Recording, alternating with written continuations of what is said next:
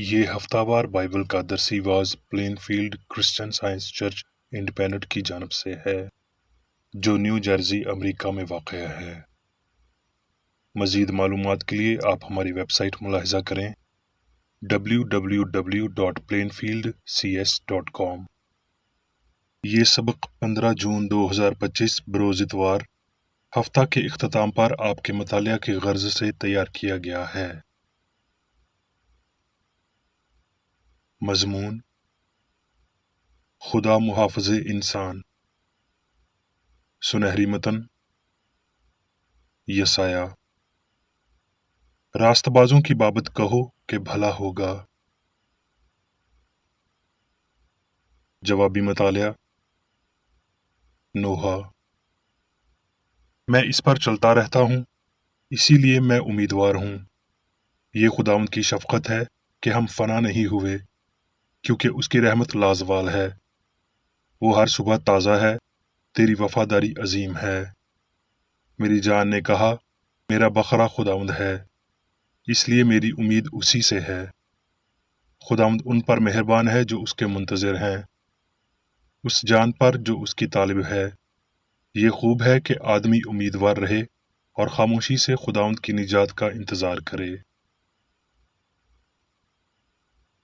درسی was Bible میں سے کرنتھیوں۔ اور ہم جو اس کے ساتھ کام میں شریک ہیں یہ بھی تم سے التماس کرتے ہیں کہ خدا کا فضل جو تم پر ہوا ہے بے فائدہ نہ رہنے دو۔ چنانچہ خدا نے فرمایا ہے کہ میں ان میں بسوں گا اور ان میں چلوں پھروں گا، اور میں ان کا خدا ہوں گا اور وہ میری امت ہوں گے، اور تمہارا باپ ہوں گا اور تم میرے بیٹے بیٹیاں ہوگے۔ یہ خداوند قادر مطلق کا قول ہے۔ خروج۔ اور موسیٰ اس پر چڑھ کر خدا کے پاس گیا، اور خداوند نے اسے پہاڑ پر سے پکار کر کہا کہ تو یعقوب کے خاندان سے یوں کہہ اور بنی اسرائیل کو سنا دے کہ تم نے دیکھا کہ میں نے مصریوں کے ساتھ کیا کیا کیا، اور تم کو گویا عقاب کے پروں پر بٹھا کر اپنے پاس لے آیا۔ میرے عہد پر چلو۔ ملاکی۔ کیونکہ میں خداوند لا تبدیل ہوں، اسی لیے اے بنی یعقوب تم نیست نہیں ہوگے۔ سلاطین۔ اور ایک روز ایسا ہوا کہ الیشا شنیم کو گیا، وہاں ایک دولت مند عورت تھی اور اس نے اسے روٹی کھانے پر مجبور کیا۔ پھر تو جب کبھی وہ وہاں سے گزرتا روٹی کھانے کے لیے وہاں چلا جاتا تھا۔ سو اس نے اپنے شوہر سے کہا، دیکھ، مجھے معلوم ہوتا ہے کہ یہ مرد خدا جو اکثر ہماری طرف آتا ہے مقدس ہے۔ ہم اس کے لیے ایک پلنگ اور کوٹھڑی دیوار پر بنا دیں، اور اس کے لیے ایک پلنگ اور میز اور چوکی اور شمعدان لگا دیں۔ پھر جب کبھی وہ ہمارے پاس آئے تو وہیں ٹھہرے گا۔ سو ایک دن ایسا ہوا کہ وہ ادھر گیا اور اس کوٹھڑی میں جا کر وہیں سویا۔ پھر اس نے اپنے خادم جہازی سے کہا کہ اس شونیمی عورت کو بلا لے۔ اس نے اسے بلا لیا اور وہ اس کے سامنے کھڑی ہوئی۔ پھر اس نے اپنے خادم سے کہا، تو اس سے پوچھ کہ تو نے جو ہمارے لیے اتنی فکریں کیں تو تیرے لیے کیا کیا جائے؟ کیا تو چاہتی ہے کہ بادشاہ سے یا فوج کے سردار سے تیری سفارش کی جائے؟ اس نے جواب دیا کہ میں اپنے ہی لوگوں میں رہتی ہوں۔ پھر اس نے اس سے کہا، اس کے لیے کیا کیا جائے؟ تب جہازی نے جواب دیا کہ کیا واقعی اس کے کوئی فرزند نہیں اور اس کا شوہر بوڑھا ہے؟ تب اس نے اس سے کہا، اسے بلا لے۔ اور جب اس نے اسے بلایا تو وہ دروازے پر کھڑی ہوئی۔ تب اس نے کہا، موسم بہار میں وقت پورا ہونے پر تیری گود میں بیٹا ہوگا۔ سو وہ عورت حاملہ ہوئی، اور جیسا الیشا نے اس سے کہا تھا، موسم بہار میں وقت پورا ہونے پر اس کے بیٹا ہوا۔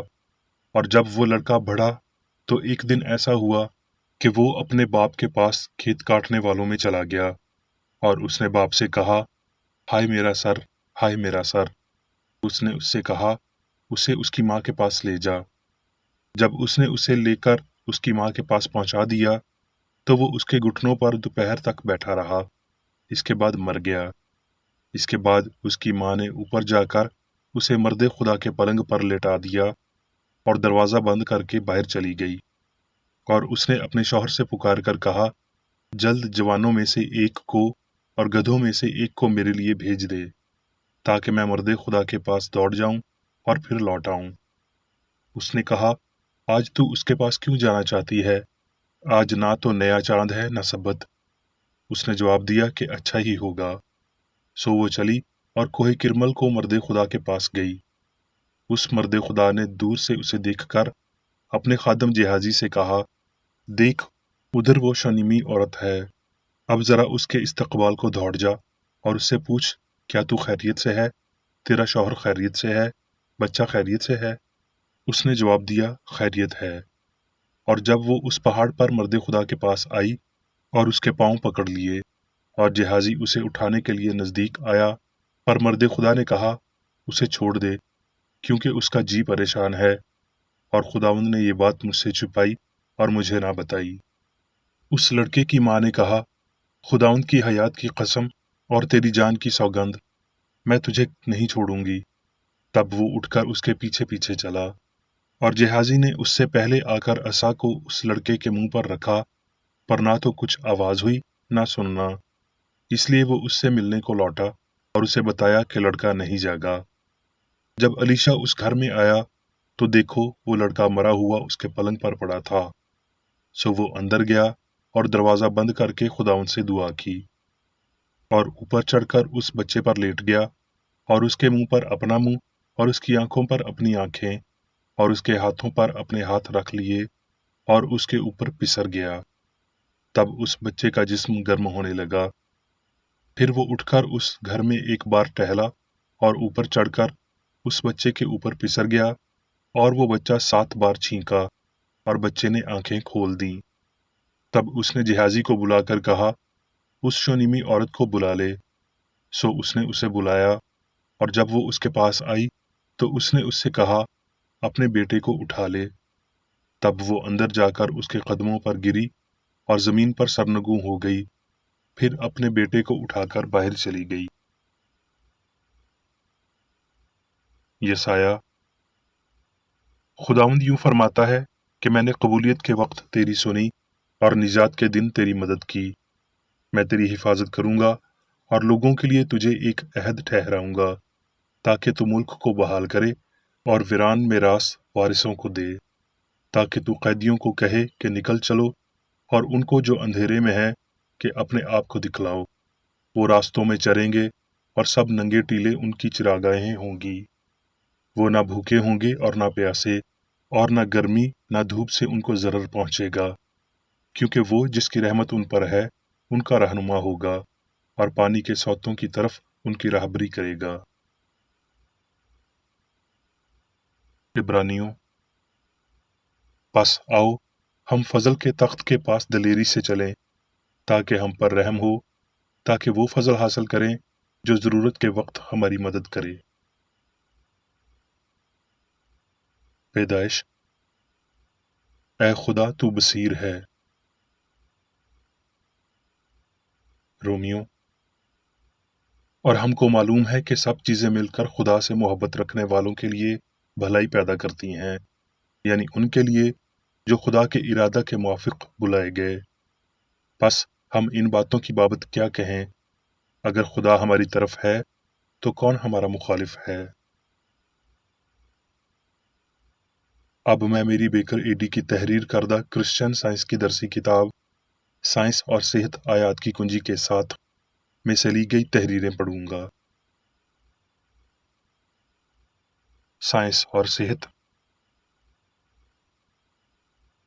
रूह इंसान को बरकत देती है, मगर इंसान नहीं जानता कि वो कहाँ से आती है। इससे बीमार शिफा पाते हैं, गमगीन तसल्ली पाते हैं और गुनाहगार बहाल किए जाते हैं। ये एक आलमगीर खुदा के असरात हैं जो अबदी साइंस में पोशीदा अच्छी रिहाइशगाह है। वो दुआ जो गुनाहगार को ठीक करती और बीमार को तंदुरुस्त करती है, वो मुकम्मल तौर पर ये ईमान है कि खुदा के लिए सब कुछ मुमकिन है, जो उससे मुतल्लिक एक रूहानी फहम, एक बेलौस मोहब्बत है। दुआ, ध्यान रखना और काम करना खुदकार तबाही के साथ मिलकर اسے پورا کرنے کے لیے خدا کے بابرکت ذرائع ہیں، جو کچھ بھی مسیحت اور انسانیت کی صحت کے لیے کامیابی سے سر انجام دیا گیا ہو۔ انکہے خیالات الہی عقل کے لیے اجنبی نہیں ہیں۔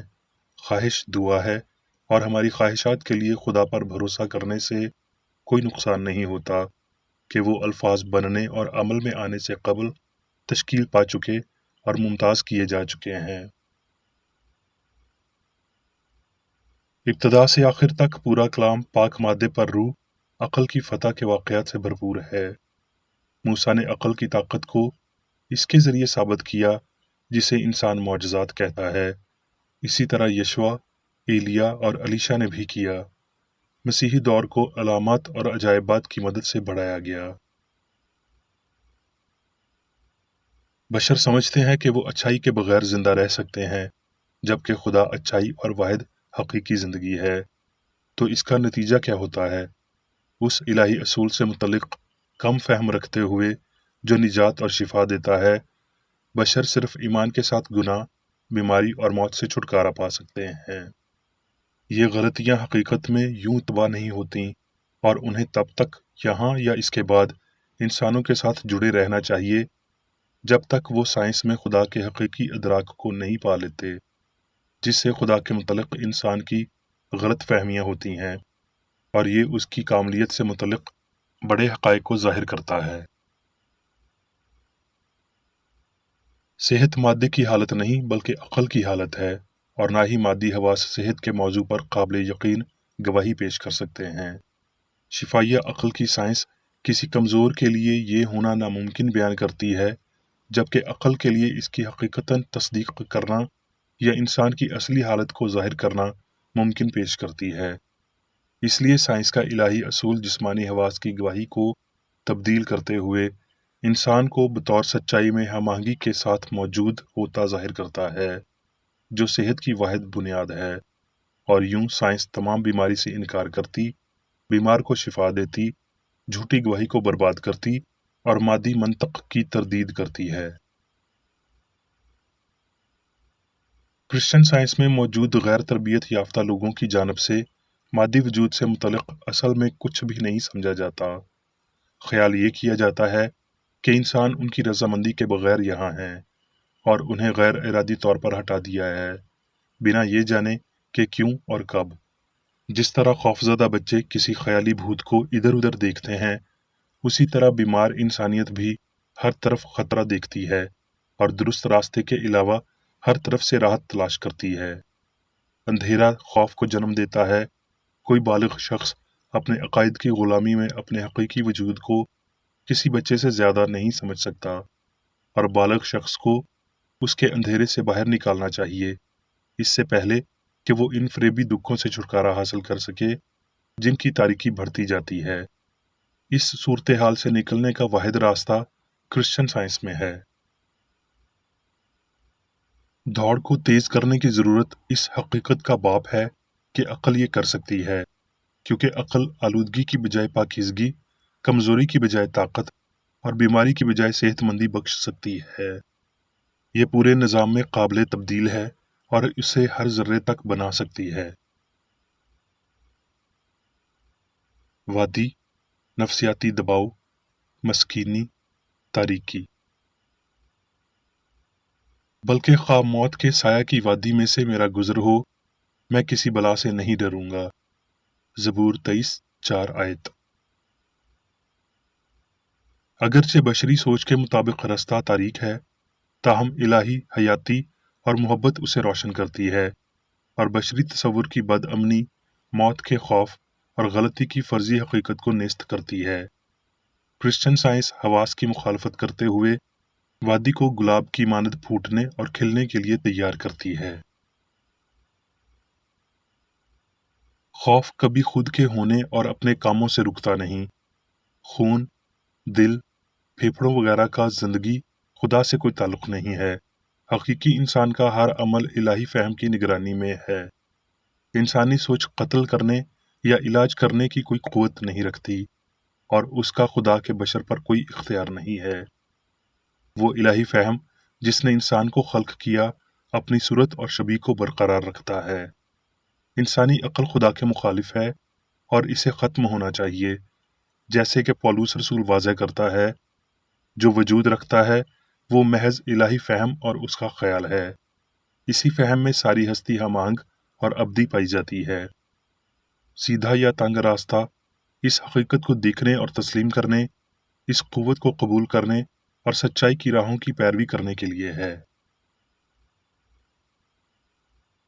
مسیحیت کی تاریخ اس آسمانی باپ قادر مطلق فہم کے عطا کردہ معاون اثرات اور حفاظتی قوت کے شاندار ثبوتوں کو مہیا کرتی ہے، جو انسان کو ایمان اور سمجھ مہیا کرتا ہے، جس سے وہ خود کو بچا سکتا ہے، نہ صرف آزمائش سے بلکہ جسمانی دکھوں سے بھی۔ اس اختیار کو سمجھتے ہوئے جو محبت سب پر رکھتی ہے، دانیل نے شیروں کی ماند میں محسوس کیا اور پولس نے سانپ کو بے ضرر ثابت کیا۔ خدا کی تمام تر مخلوقات جو سائنس کی ہم آہنگی میں چلتے ہیں، وہ بے ضرر، مفید اور لازوال ہیں۔ اس بڑی حقیقت کا احساس ہی قدیم شرفا کی طاقت کا وسیلہ تھا۔ یہ مسیحی شفا میں مدد دیتا ہے اور اس کے مالک کو یسوع کے نمونے کی تقلید کرنے کے قابل بناتا ہے، اور خدا نے دیکھا کہ بہت اچھا ہے۔ برداشت، اچھائی اور سچائی کو مضبوطی سے تھام لیں تو آپ انہیں اپنے خیالات کے قبضے کے تناسب سے اپنے تجربات میں لائیں گے۔ اس تناسب میں کہ انسانی فہم کے لیے جب مادہ بطور انسان ساری ہستی کھو دیتا ہے، تو اسی تناسب میں وہ اس کا مالک بن جاتا ہے۔ وہ حقائق کے مزید الہی فہم میں داخل ہو جاتا ہے اور وہ یسوع کی الہیات سمجھتا ہے، جب یہ بیمار کو شفا دینے، مردے کو زندہ کرنے اور پانی پر چلنے سے ظاہر ہوئی۔ ان سب کاموں نے اس عقیدے پر یسوع کے اختیار کو ظاہر کیا کہ مادہ مواد ہے، کہ یہ زندگی کا ثالثی یا وجودیت کی کسی بھی شکل کو تعمیر کرنے والا ہو سکتا ہے۔ جب ہم غلطی سے زیادہ زندگی کی سچائی پر ایمان رکھتے ہیں، مادے سے زیادہ روح پر بھروسہ رکھتے ہیں، مرنے سے زیادہ جینے پر بھروسہ رکھتے ہیں، انسان سے زیادہ خدا پر بھروسہ رکھتے ہیں، تو کوئی مادی مفروضے ہمیں بیماروں کو شفا دینے اور غلطی کو نیست کرنے سے نہیں روک سکتے۔ اب میں میری بیکر ایڈی کی جانب سے چرچ مینول میں دیے گئے روزانہ کے 3 فرائض پڑھوں گا۔ روزمرہ کی دعا۔ اس چرچ کے ہر رکن کا یہ فرض ہے کہ ہر روز یہ دعا کرے: تیری بادشاہی آئے، الہی حق، زندگی اور محبت کی سلطنت مجھ میں قائم ہو اور سب گناہ مجھ سے خارج ہو جائیں، اور تیرا کلام سب انسانوں کی محبت کو وافر کرے اور ان پر حکومت کرے۔ مقاصد اور اعمال کا ایک اصول۔ نہ کوئی مخالفت، نہ ہی کوئی محض ذاتی وابستگی مادری چرچ کے کسی رکن کے مقاصد یا اعمال پر اثر انداز ہونے چاہیے۔ سائنس میں صرف الہی محبت حکومت کرتی ہے، اور ایک مسیحی سائنسدان گناہ کو رد کرنے سے حقیقی بھائی چارے، خیرات پسندی اور معافی سے محبت کی شیریں آسائشوں کی عکاسی کرتا ہے۔ اس چرچ کے تمام اراکین کو سب گناہوں سے، غلط قسم کی پیشن گوئیوں، منصفیوں، مذمتوں، اصلاحوں، غلط تاثرات کو لینے اور غلط متاثر ہونے سے آزاد رہنے کے لیے روزانہ خیال رکھنا چاہیے اور دعا کرنی چاہیے۔ فرض کے لیے چوکسی۔ اس چرچ کے ہر رکن کا یہ فرض ہے کہ وہ ہر روز جارحانہ ذہنی آراء کے خلاف خود کو تیار رکھے اور خدا اور اپنے قائد اور انسانوں کے لیے اپنے فرائض کو نہ کبھی بھولے اور نہ کبھی نظر انداز کرے۔ اس کے کاموں کے باعث اس کا انصاف ہوگا، وہ بے قصور یا قصوروار ہوگا۔